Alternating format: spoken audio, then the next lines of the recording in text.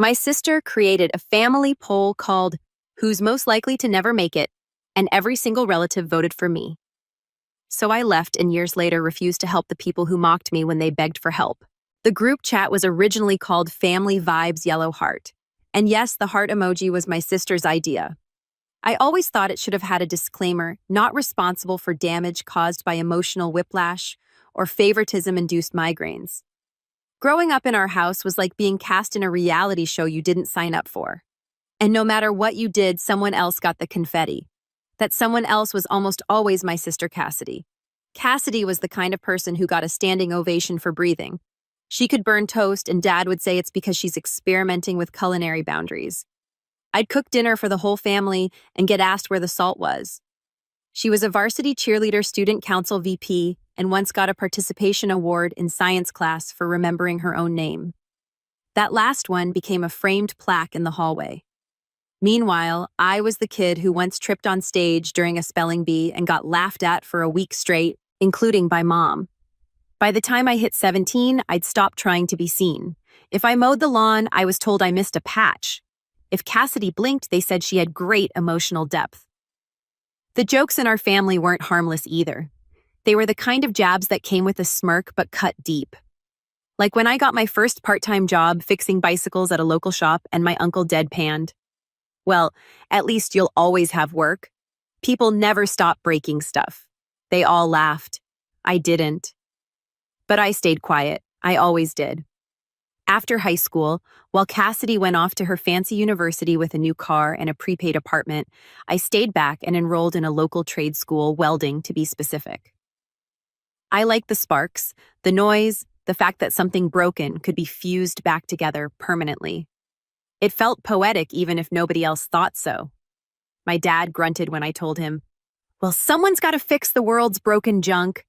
I bit back the urge to say, "Yeah, like this family."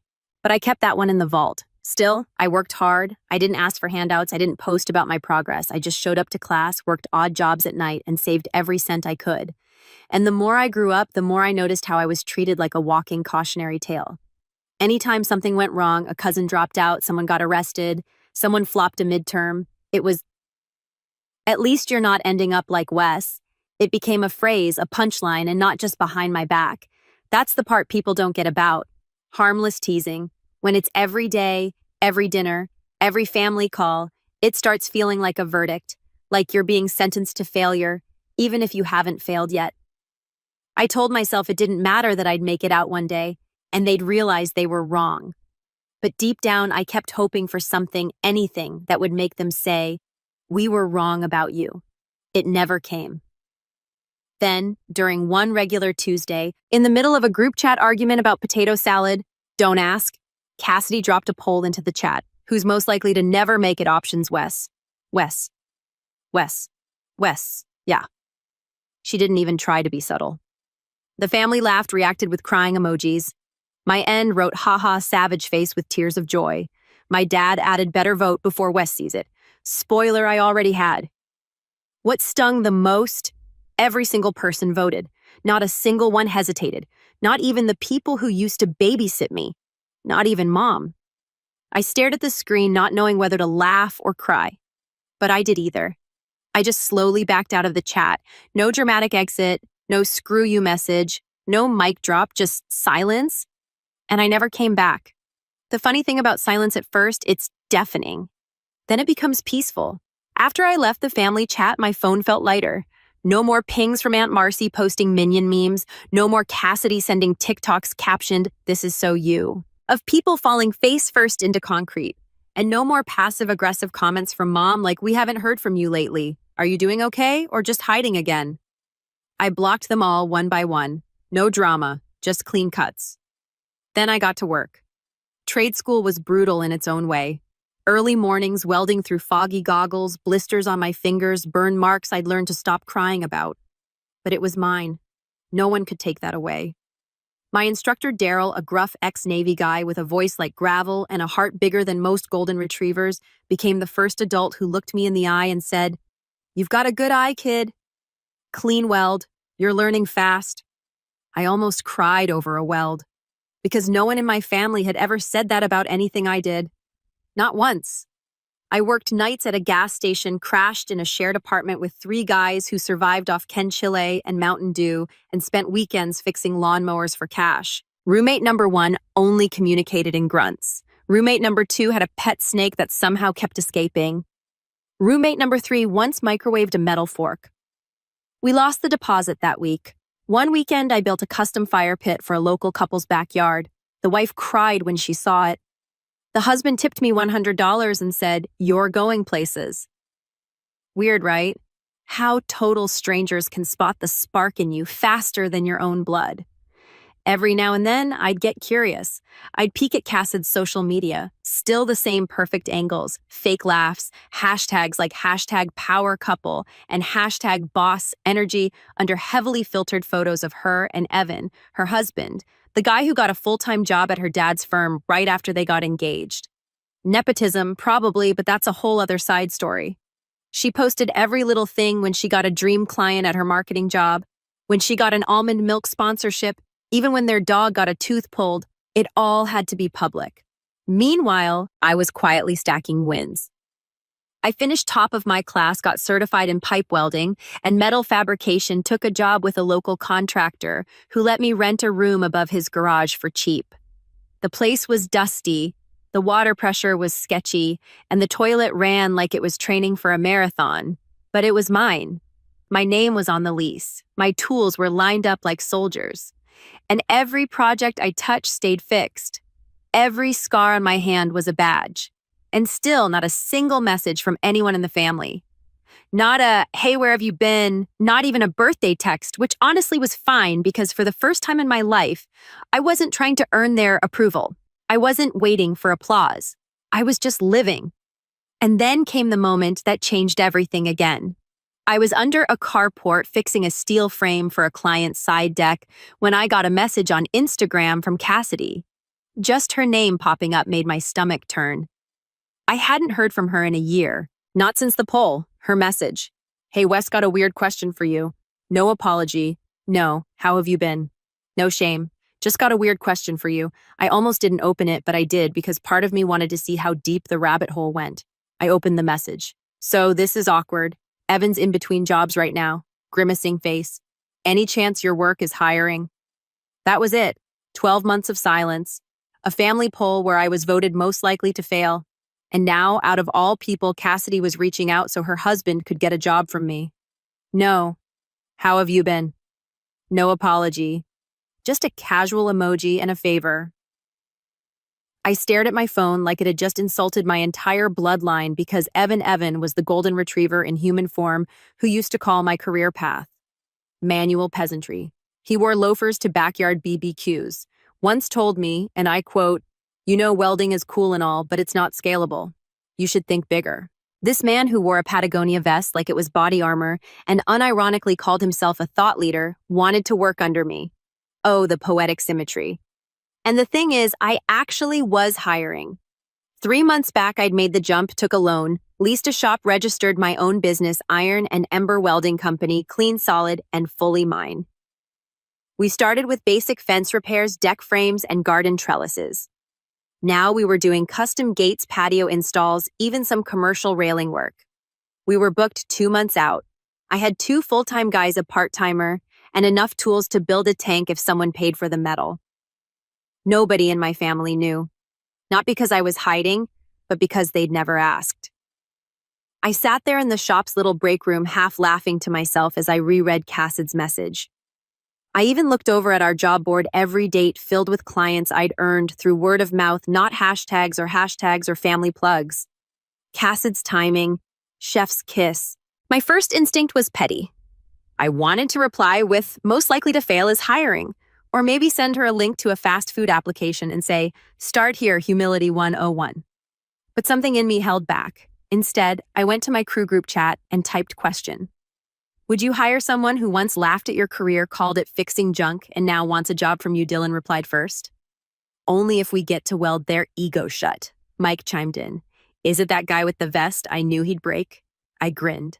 It felt good to be surrounded by people who had my back. Guys who judge me by my welds, not my degree, or lack thereof. Eventually, I opened Cassid's chat again and typed, "Can I ask you something first?" Her reply came faster than expected. "Of course." Smiling face with smiling eyes. I took my time. Then I pulled up a screenshot. Not of the poll. No, that would have been too easy. Instead, I dug up something even better. A photo she once posted in the family chat. Cassidy in a mirror selfie holding a champagne flute with a caption to Evan's big promotion, clinking glasses. Meanwhile, Wes is out fixing fences or whatever. LOL, #bless, #career goals. I stared at it for a second, my thumb hovering over. Send. Then I attached it and followed with, "Do you think someone who fixes fences or whatever should be in charge of Evan's next paycheck scene? 9:14 p.m. No reply. 10 minutes passed, then 30, then 2 hours. Still nothing. But I wasn't done. I scrolled back to Instagram, found another gem. Cassid's post from last year, the one that really hit me sideways. She'd captioned a photo of her and Evan on a rooftop. Some people take longer to find their purpose. Others never do, and that's okay. Kind of nail polish. I took a screenshot of that too. No message this time. Just sent the image, left it there. No reply, no typing bubble, no read receipt this time. Just silence. And for once it was perfect. 2 days. That's how long Cassidy stayed quiet. No apology, no backpedaling, no acknowledgement of the screenshots I'd sent her. Just digital silence, like she was hoping if she didn't look directly at the mess, it would go away on its own. Honestly, I was impressed. Denial runs deep in my family, but this was Olympic level. Then on the 3rd day, she broke. "Okay, look, I know the past wasn't perfect, but Evan's trying. Can't you just let it go? Let it go." Like this was some sitcom misunderstanding, not a public execution by group poll. Not "I'm sorry," not "we were wrong. Just let it go." It read like she was hoping I'd scroll past the decade of being treated like a punchline, because now her golden boy husband needed a paycheck. I didn't respond. I tossed my phone into the glove box and drove to my next install. We were working on a custom iron gate for a dentist who wanted something timeless, elegant, but not boring. He then suggested a flaming sword motif. I smiled, nodded, and added another $600 to the quote. By the time I finished, sweat-drenched and covered in sparks. I checked my phone. Now Mom was texting. Of course, Cassidy had gone for the nuclear option. Guilt by maternal proxy. "Wes, honey, please talk to your sister. Family is all we have. You've always been the forgiving one. She's hurting. Her husband lost his job. Wes, they're scared." It read like a PR memo for a failing brand. Then came the cherry on top. "We all say things we don't mean, but you've always had such a kind heart, right? That heart they used to treat like a punching bag. The one that only mattered when they needed something. Where was this kind heart energy when Cassidy was running group polls at my expense, or when I was 17 working double shifts just to afford gas to school? When I told them I'd started my own welding business and the group chat didn't even acknowledge it. Oh wait, I didn't tell them because they didn't ask. I sat there rereading Mom's messages, half expecting a follow-up like, also, "Can you bring potato salad to Grandma's next week?" Nothing shocks me anymore. I didn't respond. Not at first. I didn't want to lash out, not because they didn't deserve it, but because I wanted this to land quietly, cleanly. So I opened my gallery, scrolled through photos of my crew jobs. We'd completed trucks, we built tools, we bought with our own hands. And then I found it. That photo, the one from last month, me standing in front of the new company truck with Dylan and Mike. All 3 of us dirt-covered and grinning like lunatics. Fresh logo decal, custom ladder racks, my name in crisp white letters across the driver door. Wes Harper, owner. I send it to Mom. No caption, no explanation, just the photo. Scene. 6:42 p.m. Silence for 10 minutes. Then another ping. This time from Cassidy. "Wow. Congrats, I guess." Ah, yes. The backhanded olive branch. The "I'm mature enough to pretend I care but still bitter. You're doing better than I expected" reply. That I guess carried more emotional weight than the entire poll. But I didn't need her praise. I waited a beat, then typed, "You voted me most likely to fail. You don't get to be surprised now." Sent scene, nothing else. And for once, her silence said everything. The next message didn't come from Cassidy, it came from Evan. Yep, that Evan. Mr. Passive Income is king. Mr. You gotta manifest success, bro. Mr. I just don't see the point in trade schools when there's crypto. I hadn't seen his name pop up on my phone since the time he invited me to like and share his multi-level marketing pitch for hair supplements. But now, hey man, long time. Hope you are good. No context, no punctuation, just a limp handshake of a message from the guy who once called me a tool guy with tool thoughts. I blinked at it. Thought maybe my phone had glitched, but then it came again. Cass told me she reached out. Didn't mean to cause drama or anything, just figured we'd ask. Oh yeah, no drama at all. Just months of radio silence followed by, please give us a job. Totally normal. I didn't reply. I just locked the screen and dropped my phone face down on the workbench. Mike glanced over. Something wrong? I shook my head. Evan messaged me. Mike snorted like Evan. Evan Champagne Evan. Yep. What does he want? A custom grill for his Tesla. Nope. A job. Mike dropped the welding rod. We both burst out laughing. It was the kind of laugh you earn. After years of hearing people like Evan talk down to you, call your job. Basic or blue-collar burnout. The same guy who once told my sister while I was standing right there. It's cute. Wes likes to work with his hands. Everyone needs a hobby. This was the same Evan who gave me a literal pat on the back at Thanksgiving and said, keep grinding, little bro. I was 24. He was 26. Back then, I'd gone to the bathroom just to stop my blood from boiling. This time I was calm. I even chuckled. That chuckle grew when he followed up again. Not looking for handouts or anything, just wondering if you're hiring. Willing to start at the bottom. Total respect for what you've built. That line, total respect, was wild, coming from the guy who used to say, welders don't retire, they rust. I thought about replying. Instead, I called Dylan into the room and read the messages out loud. He stared at me. Wait, Evan, the one who made that joke about you being a lunchbox guy? Same one. Oh, man. You have to frame this like laminate already. Screenshotted. We laughed again, but beneath it was something heavier, something personal. Because this wasn't just about Evan. It was about every smug smirk I'd gotten from extended family. Every sarcastic, oh, you're still doing that welding thing at reunions. Every time someone made me feel like I picked a backup plan, now the same guy who once said my job wasn't scalable was asking for an entry-level position. But then Evan sent a video. I almost didn't open it. My thumb hovered over the screen like I was defusing a bomb. Curiosity one. It was shot from the inside of a parked car. Evan looked rough. Hoodie on dark circles. That glassy look in his eyes like he hadn't slept. Hey man, I wasn't sure how to say this in a text. So yeah, here goes. He took a breath. A big one. I know we were never tight, and I know I said a lot of dumb stuff. I really didn't think. I thought things would just keep working out for me. You know that they always would. I was a jerk. I get that now. He glanced away from the camera. Swallowed. But I'm at the point where I just want to work. I want to start over.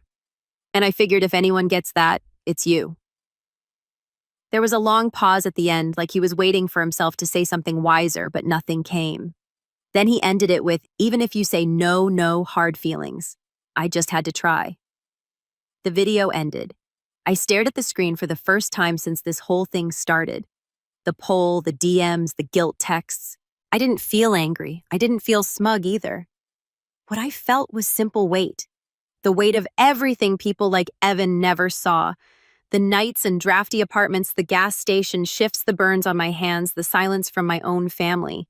He didn't understand the cost of getting here, but at least for once he wasn't pretending. Still, I didn't reply. Not yet. I didn't sleep much that night, not because of Evan's video, but because of what it stirred up. See, when someone who mocked you suddenly starts begging, it's not just shocking, it's disorienting. It's like watching the school bully ask you for homework help while still calling you a loser. I kept replaying the video in my head. His puffy eyes, his shaky voice, that line. I figured if anyone would understand how to start over, it'd be you. And the sad part, he wasn't wrong. I did understand starting over. I just didn't think it was my job to carry someone else through it. By sunrise, I still hadn't replied, but Evan's message sat there like a weight on my phone, heavy unread waiting. So I got to the shop early, unlocked the bay, sat at the desk with a thermos of bad coffee, and started typing. This time, I didn't write out of anger. I wrote for clarity. Evan, I got your message and your video. I believe you meant what you said. I don't think you're lying. I think you're just late. Too late. This shop wasn't handed to me. It didn't grow because someone believed in me. It exists in spite of people like you. The ones who joked, mocked, and looked down their nose while I was burning my hands for $15 an hour. You didn't just ignore me.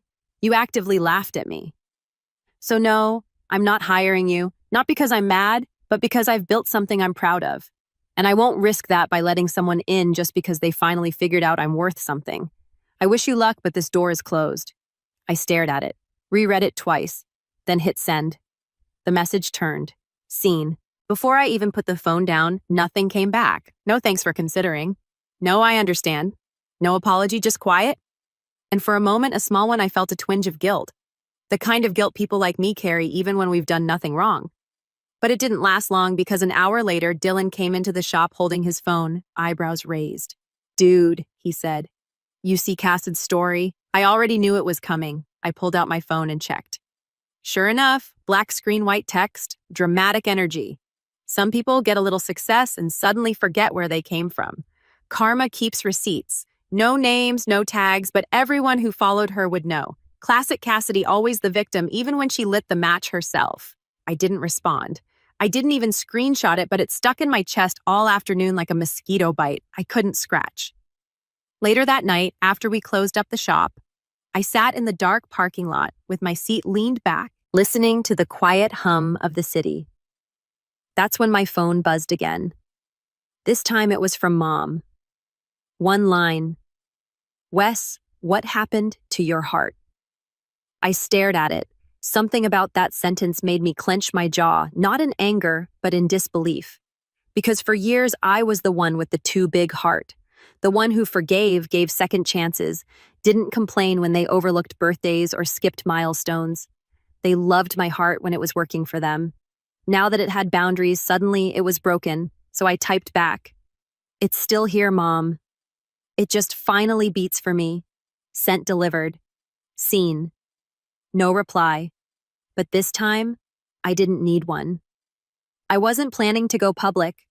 Not because I was hiding anything, but because there's a quiet satisfaction in building something when nobody's watching, and watching them squint when your name suddenly shows up somewhere unexpected. I never needed to be flashy. I was the kind of guy who just wanted to pay my crew to solid work and maybe retire without a broken spine. But the universe had other plans. It started with a photo, not mine, Dylan's. We just finished a big job, a custom railing system for a sleek downtown co-working hub. 2 floors, matte black powder coat, laser cut. Designs the kind of modern industrial that makes architects drool and welders cry inside. Dylan posted a picture of us, the whole crew standing proudly in front of the finished job, dirty boots and all. His caption was simple. From garage gigs to 7-figure builds. Built, not begged. I liked it. Gave it a thumbs up. Moved on with my day. Then a local business magazine picked it up. They were doing a Made in the City feature and apparently someone from the building tagged us. Suddenly there it was. Harper Ironworks. Wes Harper, 28, founder and owner. I didn't even know they were running it, but within 48 hours, it had made the rounds on LinkedIn, Facebook, even Instagram stories. People I hadn't spoken to in years were tagging me, messaging me, commenting things like, "Bro is out here building empires quietly. Didn't know you were that Wes Harper." But that wasn't the kicker. No, the real chaos started in the one place I never expected. The family group chat, the same chat where I was once voted. Most likely to fail without hesitation. I muted it long ago. Only checked it during holidays, and even then just to see if someone died. But that day, my phone nearly exploded. The chat name was still Harper Hive Honeybee. A cruel joke now. First came Uncle Rob. "Is this our Wes? Just saw the article, man." Then it Mel. "Wait, you own that company I thought you just helped out." "Sure. Like I bring snacks to the job site and pat real men on the back." Then Cassidy. "Oh, wow. That's cool. Didn't know you were still doing the welding thing." "Still doing the welding thing, girl. I have a payroll larger than your wedding budget. And your husband tried to apply for a job last month. Then the icing on the cake, Evan himself. Man, I had no idea this was you. Looks amazing. Should have told us right." Because after you all called me a failure, I was supposed to send monthly newsletters about my progress. I didn't respond, just sat back and watched. Even Grandma, who once told me trade school was a temporary pit stop, dropped in. Wesley, I always knew you'd make something with those hands. So proud, sweetheart. The revisionist history was wild. Where was this energy when I showed up to Christmas with grease on my shirt and they sat me at the kids' table next to someone's toddler and a folding chair? Then came Mom. Wes, I don't even have words. We're just amazed. You should have said something. We're so proud. And for a moment, I didn't feel angry. I just felt tired because now that strangers respected me, suddenly my family remembered how to. They were proud not because they believed in me, but because someone else finally did. That wasn't pride. That was validation by proxy. And I didn't need it. Not anymore. I didn't reply to the group chat, not because I didn't have words. I had too many, and none of them were worth wasting on people who only found their voices when everyone else started clapping. So I let them sit in that silence.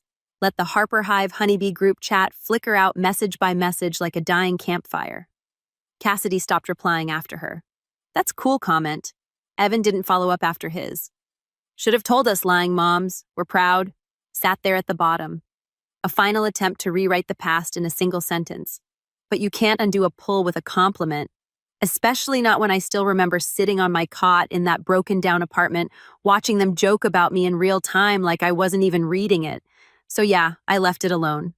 But the next morning, I posted something not in the group, just on my business page, and my personal where a few straggling relatives still lurked. It was a photo. Simple.